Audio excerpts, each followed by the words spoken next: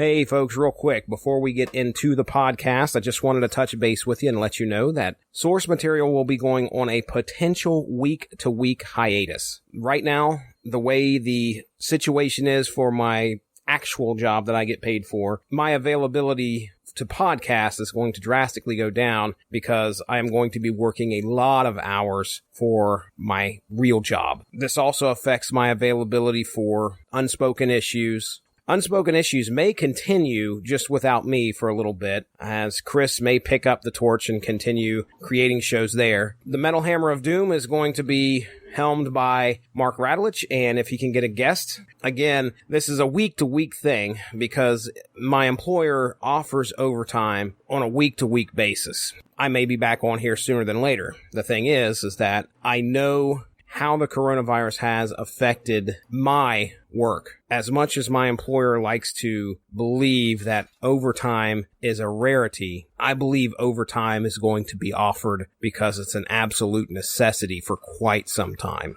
Anyway, I just wanted to update y'all and let you know that this may be the last Source Material Comics podcast you hear for a little bit. But if things go well, maybe you won't see us on there for just 1 or 2 weeks, and then I'll be right back at it. So let's go ahead and get into the Chilling Adventures of Sabrina. This speech is my recital. I think it's very vital to rock a rhyme. That's right, on time. It's tricky is the title. Here we go. It's tricky to rock a rhyme, to rock a rhyme. That's right, on time. It's tricky. It's tricky. In New York, the people. Ladies and gentlemen, welcome to the Source Material Comics podcast. This is episode 272. That's right, 272. And oh my goodness, it's getting very spooky scary out there. The Chilling Adventures of Sabrina is going to be at hand right here as the topic for tonight's show. And joining me this evening, the one, the only, the Mark Radulich. Mark Radulich, how we doing tonight? You ready to talk some Sabrina? Indubitably. Sabrina the Teenage Witch. And coming all the way from Honeysuckle Rose Creations, it is Alexis Hana. Alexis Hana, are you ready to talk some spooky, scary Archie comics tonight? Hail Satan. Hail Satan. Oh, my goodness. And fine. That is Chris Armstrong, my 90s brother from another mother, co-host of the Unspoken Issues podcast, along with me. Chris Armstrong, now you got to come up with a line. What are you going to say? Nah, I'm not that creative. It's too late. Perfect. All right. Well, here we go. Mark Radulich, tell us why. We are going to be discussing the first volume, which is issues 1 through 5, and maybe we'll touch on 6, of the Chilling Adventures of Sabrina. Because tomorrow, Alexis Hana and I will be reviewing part 3 of the Chilling Adventures of Sabrina on Netflix. Okay. All right.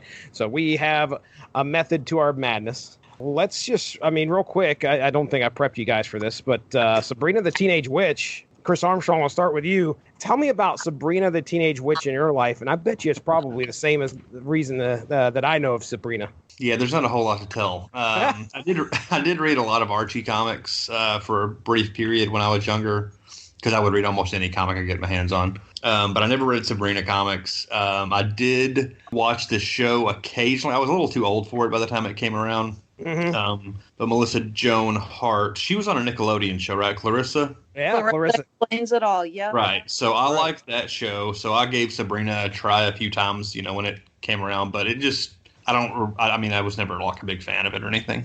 Okay. Alexis, how about you? Sabrina the Teenage Witch.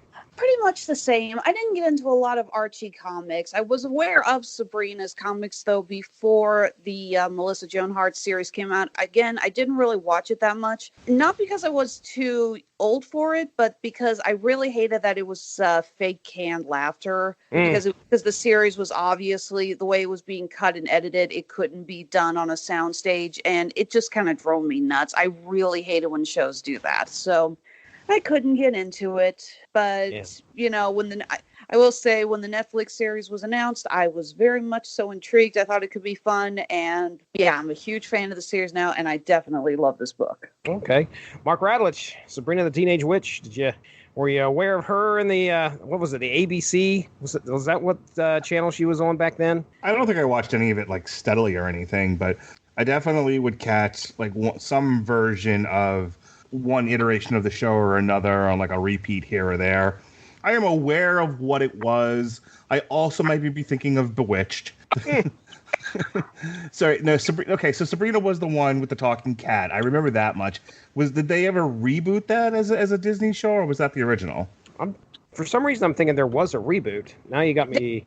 Very brief animated series. Okay. All right. I remember I remember seeing some live sitcom version of this show, so I was aware of it from that perspective. Okay. Yeah, it looks like the show ran from 96 to 2003. I can tell you for sure I did not watch it steadily. Okay. All right. Well, yeah, I'm right there in the same boat with you guys. I probably knew about the show before I even realized it was a Archie property. I had no clue. So, and of course, we've talked about reading Archie comics when we just did Harley and Ivy meet Betty and Veronica. Again, check out that episode, one of Mark Radlich's favorite stories there we've covered so far this year. Yeah, so you can check out our history with Archie comics back then. So this story, though, this comes out, looks like cover date's December of 2014. So it was probably October, I bet, when the first issue hits. The story is by Roberto Aguirre, no idea, Sacasa, artwork, Robert Hack, and lettering by Jack Morelli. So the first 5 issues, which is going to be pretty much the main story proper, is called Crucible. I'm going to do a synopsis of the first 3. We'll break. We'll talk about what happens, and you guys feel free to jump in, stop me on anything that I'm going through. Try and make this quick, and then we'll do the last 2 issues. And like I said, I might touch on what happens in 6. Just like a little preamble, Chilling Adventures of Sabrina got started as Archie was doing like a reboot, sort of. Did anybody else read any of the other Archie stuff that came out in the last 8 years or so? Ooh, Afterlife? No. And then there was oh my goodness, what was that one that had, it was a Mark Waid and, oh my goodness, I can't remember. Waid and the Fiona Staples did a series.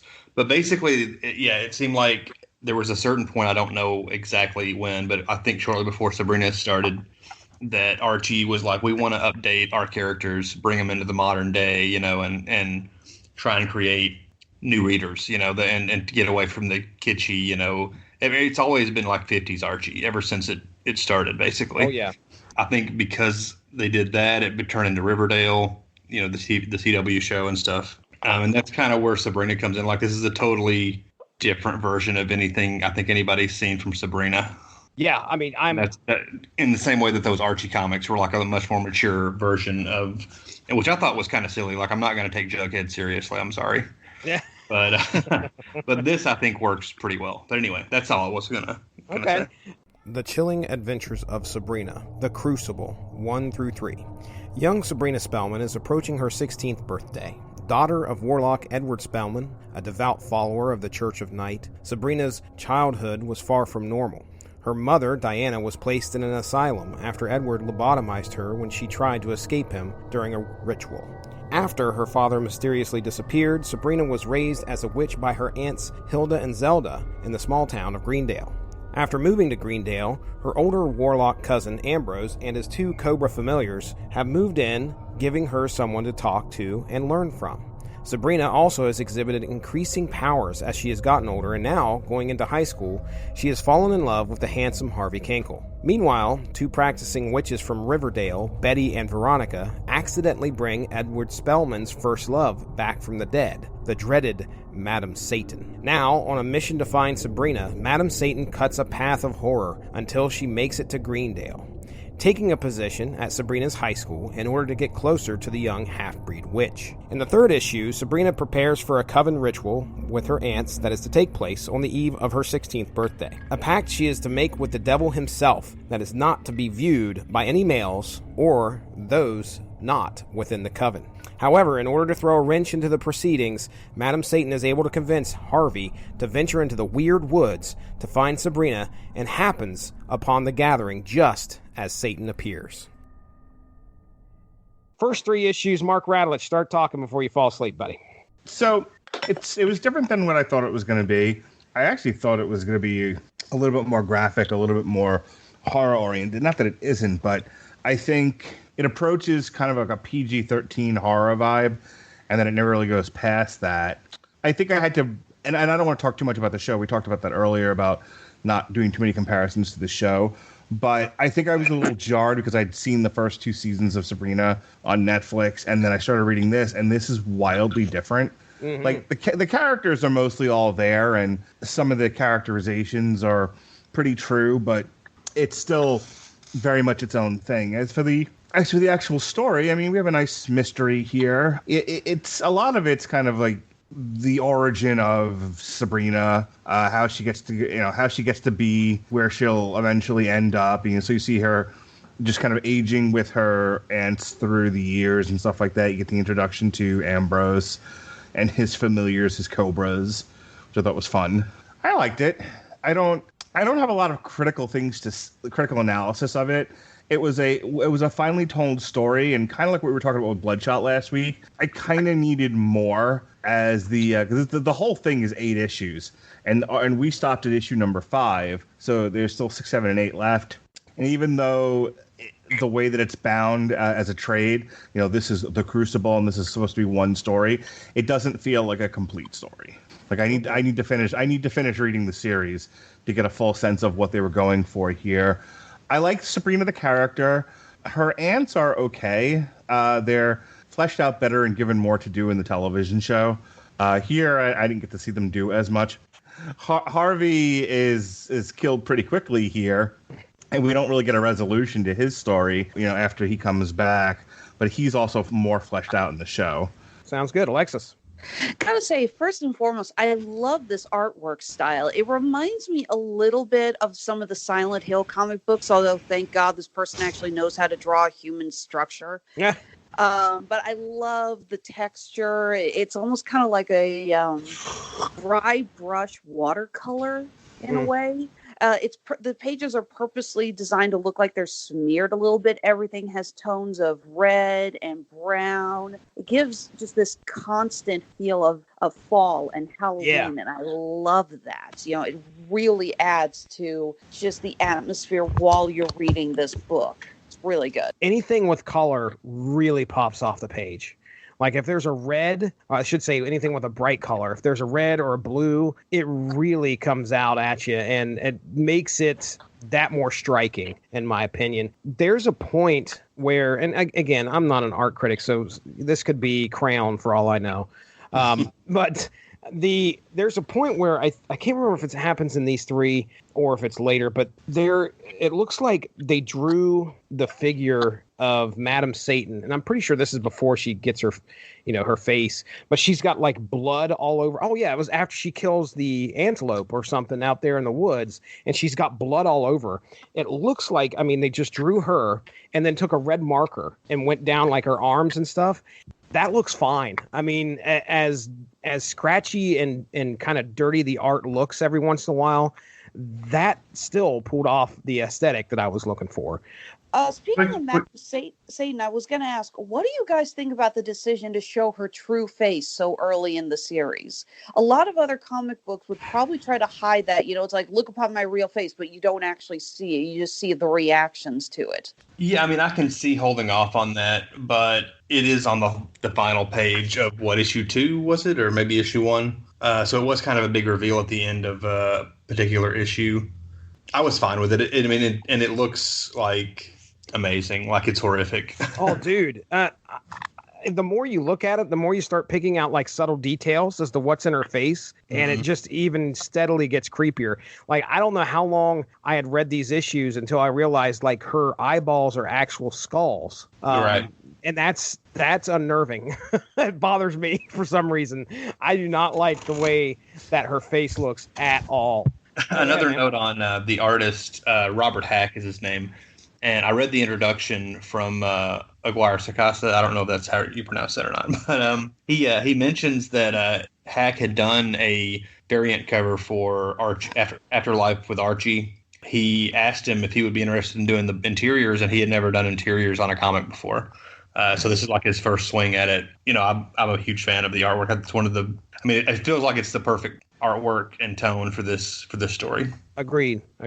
Yeah, he knocked it out of the park, in my opinion. Mark Radlich, do you have any comments on Madam Satan's face and how creepy it is? What happened to your face? That's a Red Letter Media joke, everybody. Yeah, I mean, it's properly gross, without being unbearable to look at. It's fun. Okay. All right. Yeah, I didn't like it. I didn't like it. There is... Did it give you the willies? This whole series give me the willies. And hang on, now I got to ask, what was worse here for you? What was worse, this or the Halloween comic we read with Chris Armstrong? A very good question, because that is something that really popped into my head when we finished this. I was like, when it comes to horror comics, I was trying to determine what unnerves me the most. Is it kind of like the graphic gore? We got some good gore there in the Halloween comic. Mm-hmm. Specifically, I'll never forget the lady's face turned into a jack-o'-lantern. Her head, I should say, hollowed out and turned into a jack-o'-lantern. That bothered me, and it'll always stick with me. But this is kind of like it. When I was going into this, I was like, okay, this is going to be a story about Sabrina, and it's going to be Harley and Ivy meet Betty and Veronica. I thought that's what I was going to get in here with this. Big mistake. Okay. Right off the bat, when you meet Edward Spellman, he is, a follower, if not like one of the head followers of Satan. It just kind of felt off to me, like, oh, okay, so he's going to take the baby from his wife, who's just trying to get away from this guy, and then he's going to turn around and lobotomize her somehow magically. I didn't like that. I wasn't rooting for that guy. I wasn't rooting for the witches. I mean, right. The only person I wanted to root for in this whole story was Sabrina. Poor Harvey, all he wants to do is just hang out with his girlfriend, and he happens upon unholy baptism. It's just like, I mean, there is a lot. Like you do. It happens. It happens every once. I just love the idea that he probably assumed she was either getting drunk or doing drugs, or maybe she was cheating on him with another guy, and he's just prepared to find all stuff. And he walks in, and it's like, and there's my blood-drenched girlfriend next to a dead goat. Yep. And a bunch of women screaming, "Hail Satan!" Of all the things I was expecting, this was not on the list. I had a nickel for every time I walked into the woods and heard someone yell, "Hail Satan!" Yeah, the old goat sacrifice. It always reminds me of the one good line from the 90s Spawn movie. Why does God get all the good followers and we're stuck with all the idiots? And there's some creepy stuff. Good line! There's creepy stuff that happens throughout this week. I don't know if it's hinted to here in these first three, but we learned that her aunts, they are cannibals. At least it's hinted to. I mean, that's on and it seems like just everyday mundane horror is just okay to go by. Sabrina's bleeding from her eyes. Oh, that's just normal. Okay, because she's picking up her aunts and throwing them around the room.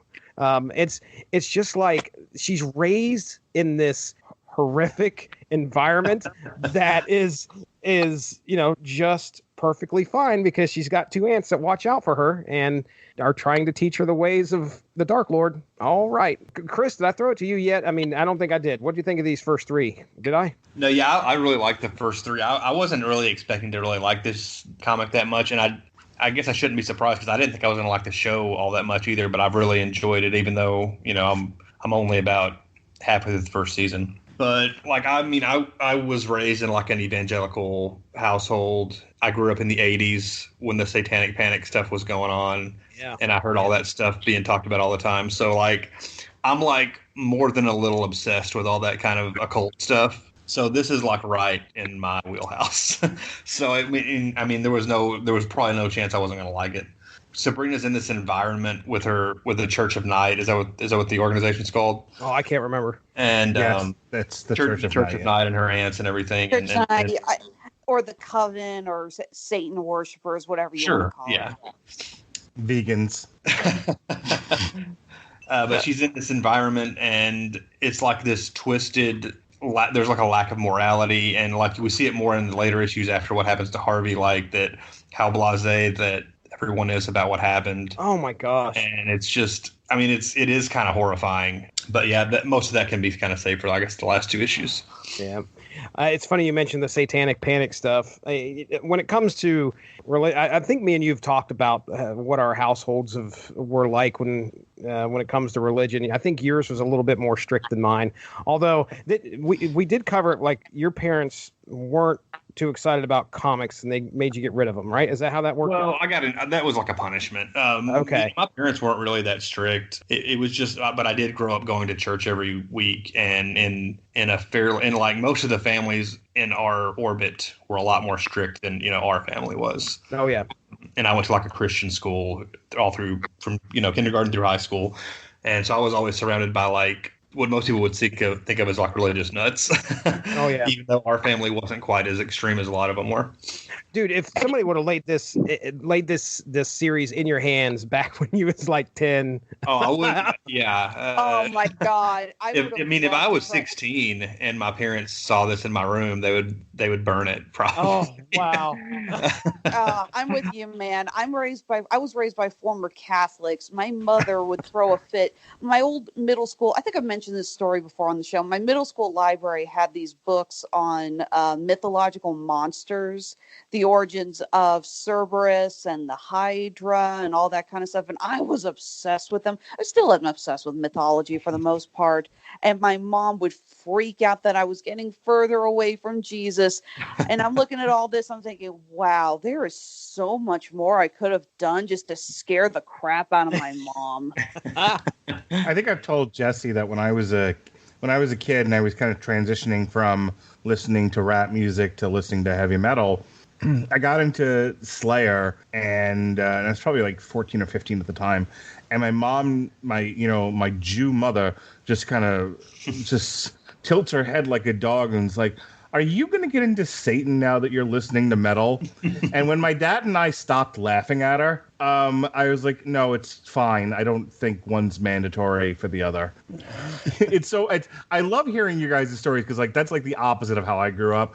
I have an atheist dad and a lapsed Jew mom, and like if I went to a religious anything, it was because it was another family member's expectation of us. So like, when Vinny and Ronnie, I got cousins Vinny and Ronnie. When Vinny and Ronnie got married, they had a Catholic mass before their wedding, which I feel like I'm still attending it. I always make the joke, it's still going on. I still remember the first time I shot a Catholic wedding and no one bothered to tell me that it was full mass. That was my first assistant photography job, and I was just waiting in the back there, bored out of my mind. Yeah, those things go on forever. But I've been to like Seders and Passovers and stuff like that. That Jesse, that's the joke. We were like, oh, like we're waiting for I think Joshua to show up. And you're like, what the hell are you talking about? I'm like, it's a fucking Passover joke, man. Just go with it. One of the many times I've not got your references. Yeah, but I've actually as an outsider and a guest, I've always enjoyed other people's religious institutions. I find them fascinating. But I couldn't do that stuff like regularly, like just on my own. Yeah. I mean, the most extreme my parents ever got was when they heard "Nature Trail to Hell" by Weird Al Yankovic, and Nature Trail to Hell in 3D. My stepdad blew a gasket, and I've never seen him act like that before and since. But he blew a gasket, took the tape, and made sure to show me he was throwing it away. And I was like, "What? Why? Why are you doing this?" And I don't know if my mom finally talked some sense into him or what, but they weren't completely strict Christians, but they would go to church every Sunday. And I mean, a little bit of an overreaction, just saying. Next time you're around your mom, just passively start playing Satan by Orbital. Oh, yeah. The guy just yells out, "Satan! Dun, dun, dun, dun, dun, dun, dun. Satan!" Oh, yeah. Now, I have... That's from the Spawn soundtrack, by the way. Oh, nice. Very nice. I have a Legion shirt that basically is a big circle with an A in it, and they make it look somewhat suggestive to be a pentagram or something that looks similar to something that would offend somebody, but they don't go over the top. Well, sure enough, that's what my mom saw. when I wore the shirt. And I was like, no, Mom, it's A for Allegiant. It's okay. I had a KMFDM t-shirt, but on the back, it was on the front, it says Juke Joint Jezebel, which is the name of the single, and on the back it just says Kraut. And my father told me I had to take it off because he didn't like me wearing anything with ethnic slurs. Nice. He was mad. And in his defense, this was in a succession of shirts. I had 2 Dead Kennedy shirts. Both had swear words on it. One was too drunk to fuck. The other one was Nazi punks fuck off. And so he's just getting increasingly irritated with me and my choice to wear curse words on my t-shirts. And then finally, I walked in the house with that Juke Joint Jezebel one thing, like, well, this one's gonna be okay. There's nothing bad about this one. And he sees Kraut on the back, and he was just like, nope, I'm done with you. Hey, you guys got me beat with all your stories. The worst I had was a bunch of people at the church yelling at my parents over me because I was involved in my church's youth group growing up just because I needed friends. And we decided to throw a Halloween party for all the little kids, and I was in charge of decorating. So I put up a bunch of very traditional Halloween decorations, pictures of jack-o'-lanterns, full moons, black cats, witches on the brooms and everything. And a bunch of the more traditionalist families threw hissy fits that I was putting up pictures of witches in in an Episcopal church. And yeah, they yelled at my parents instead of yelling at me. You are an occultist. I swear. My goodness. All right, well, let's get into our last 2 issues here of The Crucible. The Crucible, issues 4 and 5. As Harvey runs for his life, Sabrina is accused by a coven priestess of telling him about the ritual. Escaping, Sabrina is able to find Harvey, but he lies savagely eaten and torn to shreds in the arms of another witch. The next day, Sabrina awakens, wishing it was a horrible nightmare, but has to deal with the reality that her boyfriend was dead because of the people she knows and the lifestyle she lives. Upset for days, Madam Satan finds Sabrina and tells her that she knows of a way to bring Harvey back. But first, Madam Satan must make sure that Sabrina passes the trials that the council will put her through. And with the help of Betty and Veronica, Madam Satan is able to do just that. Afterwards, Madam Satan takes Sabrina to the woods to perform the ritual to bring back Harvey, and on the 3rd day, he returns. However, Harvey shows up at his own home, but declares to his own mother he is not Harvey, but Edward Spellman, back in their son's body. Edward then picks up the phone and calls his daughter. Mark Radulich, what are your thoughts on The Crucible? I mean, I like the whole book. I'm interested to see what happens next with it. Alexis mentioned it before about the art. I actually did enjoy the art for this. You know, overall, I thought I read it because we were doing the series, and otherwise I don't think I would have bothered. This isn't really in my wheelhouse, but after having done that, I ended up really enjoying it.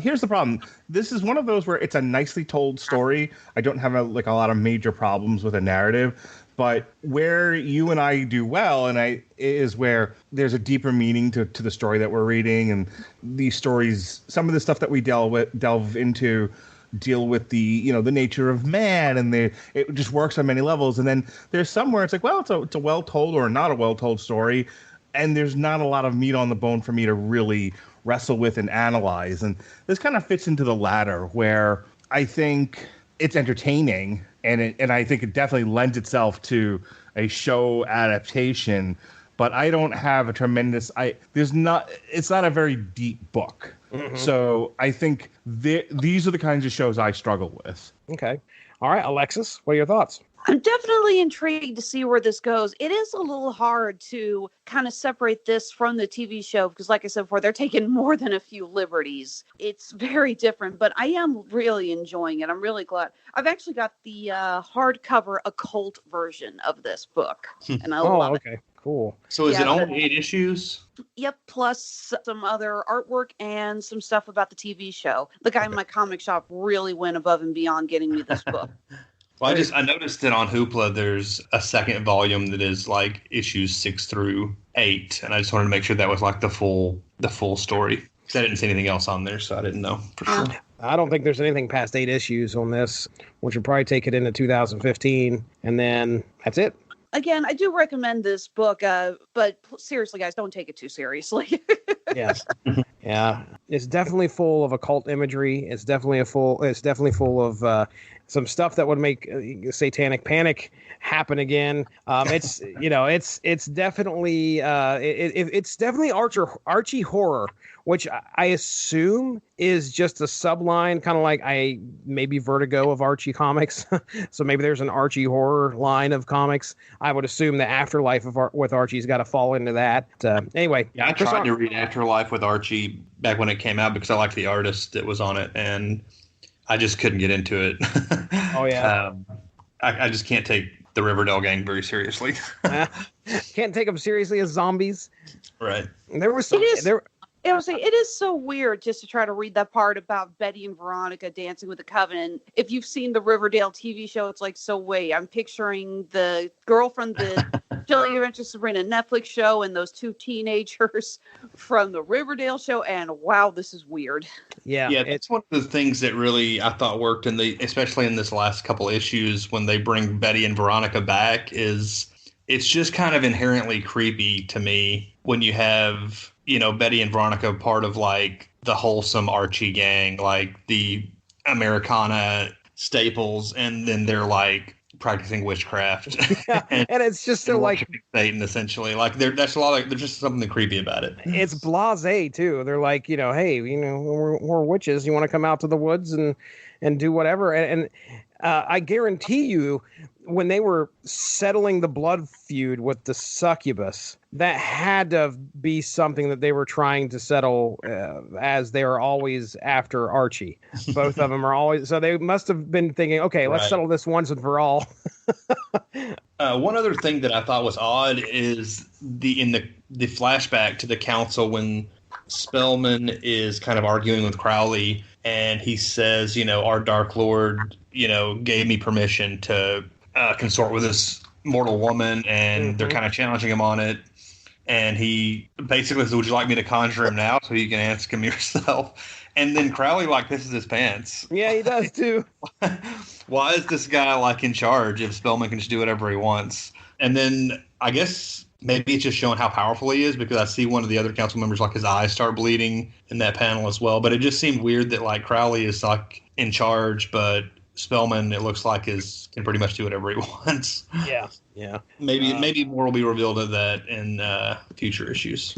Yeah, it could be a case of where, you don't want to call Satan out on, and just say, hey, is this your order? You don't want to question that. You don't want to bug him with the details. Yeah, let's go. Okay, I'll take your word for it there. No problem there, Edward. It probably is the quickest that somebody said, oh, God spoke to you? Okay, we believe you.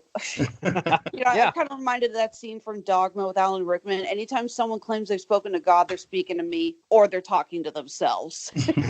So it's like, I'm sorry, I just look and go, yeah, I'm pretty sure even Father Crowley would have said, you sure that Satan actually talked to you? You sure you didn't just, hear the voices in the back of your head?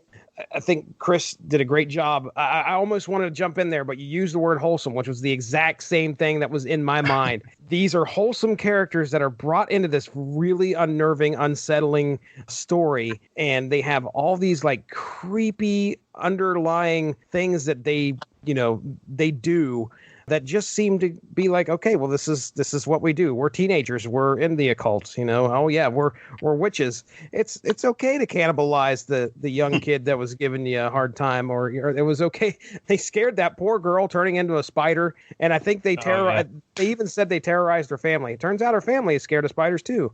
It was a good horror magazine. I will say that they did a great job of actually bringing in some horror aesthetics along with a great horror story. It wasn't too over the top with gore. There's some, but it was just enough to kind of, I think more of the horror is involved in the story and the stuff that surrounds Sabrina. So for what it's worth, I think they did a great job here. Real quick, I'm not going to go on too long about familiars.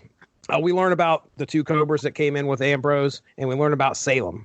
So we learn about their origins and who they were before they got turned into their familiars. Issue 6, Familiars. This takes a look at Sabrina's cat, familiar Salem, and the two Cobra familiars that are owned by Ambrose. Once royalty, a prince and princess, the two Cobras were the son and daughter of a king. However, when their father planned to marry a woman, potentially giving him more heirs to the kingdom, the two plotted to have her killed by consulting with a wise man named Sorcar.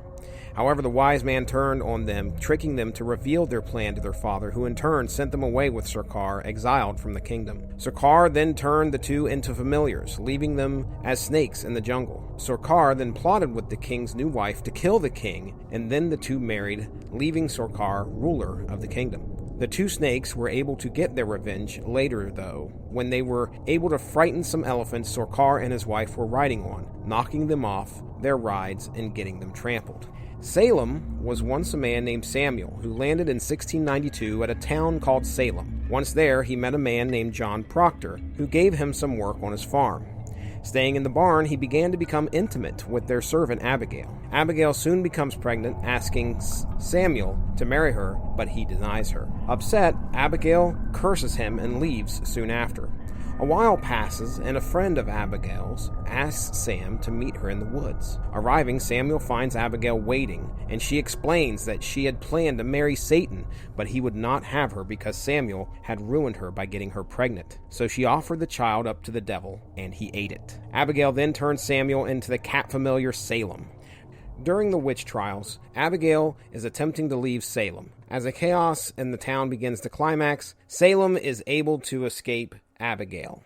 Leaving the town, Salem sees the devil and is granted the power to speak and told that he would one day be the protector of a great witch. Anybody familiar with the Salem witch trials? Very much. Of course. Okay. Is John Proctor a famous name? John Proctor is in The Crucible. In The Crucible. What's that mean? Help me out. The film The Crucible with... Well, hang on. Let's start. It's a book. Yeah, start at the very beginning for Jesse, please. Okay. Wait, wasn't it a play originally? All right. For the record, while he's looking, I love the Rudyard Kipling ties in with Nag and Nagayina. I don't know if you guys have read Rikki Tikki Tavi, but it's one of my favorite of his stories. And I love that that's the name of the two cobras, and that's the name of the mongoose who gives Rikki Tikki Tavi. That was great. All right. So gather around, Jesse, and I tell you a tale. Tell me a tale. The Crucible is a 1953 play, so props to Alexis, by American playwright Arthur Miller. It is a dramatized and partially fictionalized story of the Salem witch trials that took place in the Massachusetts Bay Colony during the 1692 and 93. Miller wrote the play as an allegory for McCarthyism, when the United States government persecuted people accused of being communists, and then many years later we would all stay in our house because the flu got out. Sorry. You really couldn't resist, could you? I have the impulse disorder of an ADD rattled chipmunk. Miller was questioned by the House of Representatives Committee on Un-American Activities in 1956 and convicted of contempt of Congress by refusing to identify others present at meetings he had attended. So, okay. USA. So, John, shut up, you communist. So John Proctor is the play's protagonist and the husband of Elizabeth Proctor. He's a local farmer, and John is known for his. And basically, when the girls in town think it's a hoot to act like they're possessed, and and that there's witches everywhere. What ends up happening is that I believe his wife is accused of being a witch, and he has to go to court and all this other stuff. And at one, and I remember this much because we did the Crucible when I was in high school. And I played Cheever, Ezekiel Cheever, the clerk of the Salem General's Court, responsible for crafting warrants used to arrest suspected witches. I got to be a villain. So the whole thing with John is they've accused his wife. He's just been beaten down. They've taken his farm. So what a lot of the Salem witch trials was all about was land grabs and shit like that. But in the dramatization of all of this, at one point they're like, sign your name to this confession. He's like, I can't. They're like, you've done everything else, John. This is the last thing we want you to do. Just sign the confession. He's just like, I can't. And then there's this whole thing about that's my name.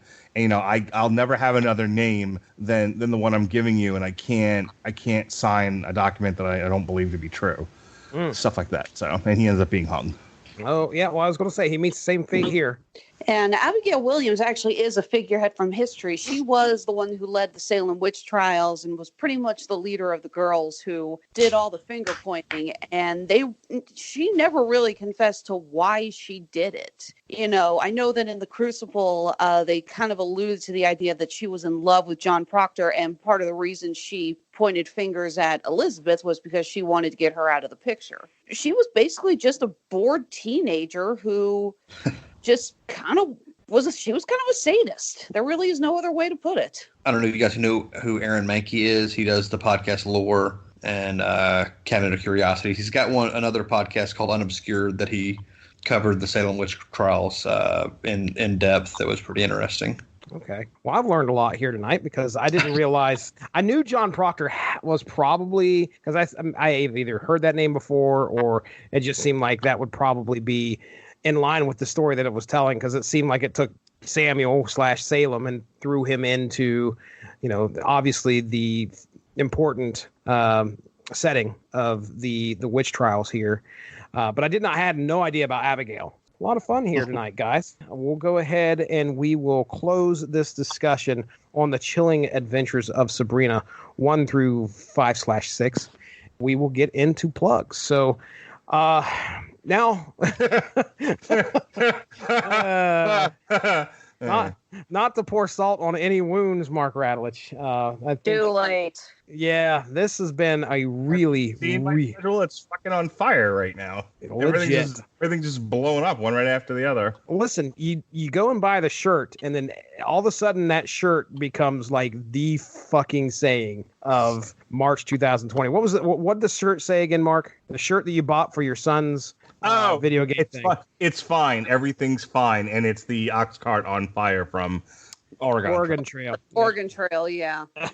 Yeah, I wouldn't say the world's on fire, though. That would equate to another horse of the apocalypse. True. I'm sorry. True. I laughed pretty hard when you posted the picture of the locust in Africa, because I had to call my wife right after that, and I'm like, hey, there's locusts in Africa, so do me a favor. If it starts raining frogs out there, take shelter. Serious. Okay, so yeah, we had the fears about World War III in January. We had the brush fires in February, and now we have the coronavirus. So it's like, yeah, 1, 2, that's 3 horsemen. So yeah, man, oh man. I was not worried about World War III. All right, so obviously our schedules have changed compared to probably last week or the week before. But we're going to try and do some plugs, or at least maybe promote some social media. I don't know. Either way, Chris Armstrong, we've done some things in the past, specifically with Unspoken Issues. So, you have the floor, sir. Please feel free to plug whatever you'd like to plug. Sure, you can follow me on Twitter at BrodyMan34. And if you check out me and Jesse's other podcast, Unspoken Issues, we talk about 90s comics. Sometimes we even get some interviews with former writers, artists, etc. So check it out. Yes, sir. Check it out. Alexis Hana, you have the floor. Well, Honeysuckle Rose Creations, the intersection of geek and chic. Unfortunately, a lot of our plugs have kind of fallen by the wayside because pretty much all of our spring conventions have now been postponed. I was supposed to be making an appearance at Playing a Comic-Con here in Kansas City this coming weekend. They're supposed to come out by hopefully tomorrow with new dates. So, maybe by the time we discuss another book, I'll be able to actually give you guys my next show. But at this point, I legit do not know when and where we will be making our next appearance. However, because of that, and because I spent the last 3 months locked in my house during the winter making backup merchandise for these shows, I'm cursing the heavens while I'm saying all of this. We are hosting a big 20% off sale on everything in both of our stores. That's our Etsy shop and our handmade at Amazon shop. All of our necklaces, barrettes, bracelets, cufflinks, earrings, it is all 20% off. So that way I don't feel like I've spent these last 3 months, making my fingers bleed for nothing.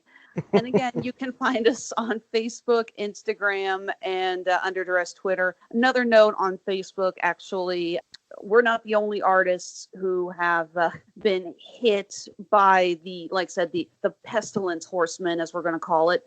So I am going to be posting daily links to other vendors, crafters, artists who are taking a hit at this time. Be sure to check back regularly because we're going to promote different artists, and hopefully you can find something that you want to check out. Honeysuckle Rose Creations, the intersection of geek and chic. Yeah, and I just kind of want to step in here real quick, and this is going to air Monday. What will that be? The 23rd. But I do want to say, go out and support local business if you can. If it's open and you need to get something, don't lick anything when you do it. Okay. Yes, indeed. Make sure to practice social distancing. That's not what I was wanting to say. I've heard that enough times today. Okay, well, here's the question then. What song do you play in your head while you're washing your hands for 20 seconds? What do you use to time it? Good question. I'll start that one out. I do Steiner math. I've seen that one. No, I sing Happy Birthday to myself twice. Chris Armstrong? Sorry? Do you wash your hands and sing a song? Oh, yeah. I use the George Costanza voicemail on his recording machine.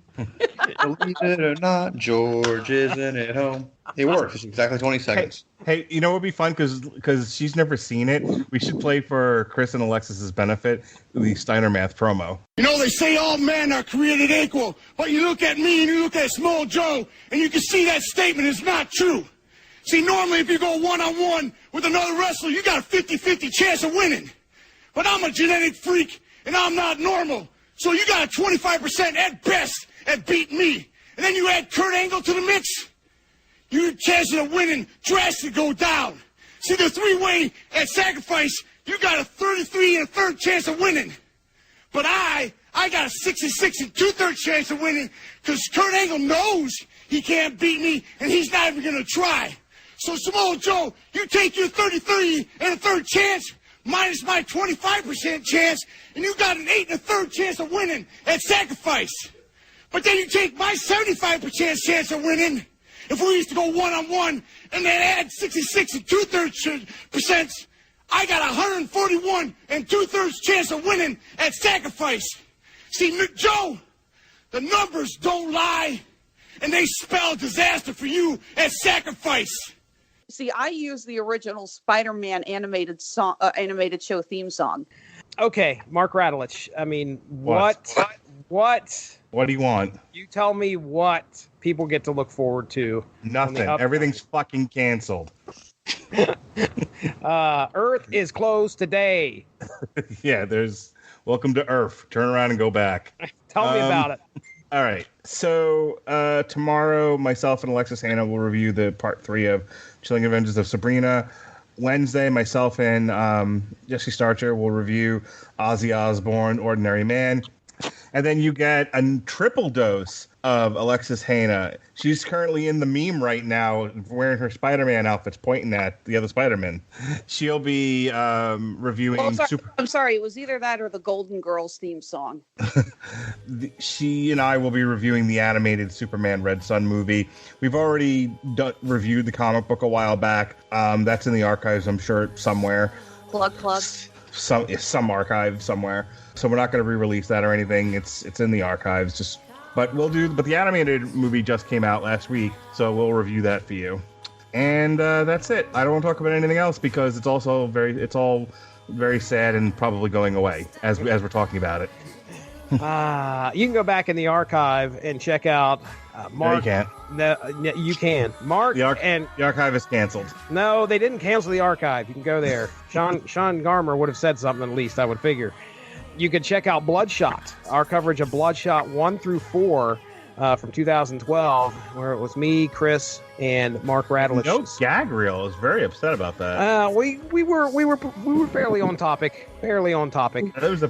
Anyway, Bloodshot 1 through 4, 2012 Valiant series. So we did that was our last source material comics podcast, and Mark Radulich and I discussed the Bloodshot movie Tuesday right after that. So for Chris Armstrong, for Alexis Hannah, for Mark Radulich, I'm Jesse Starcher. We will be talking to you next week. Stay safe, everybody.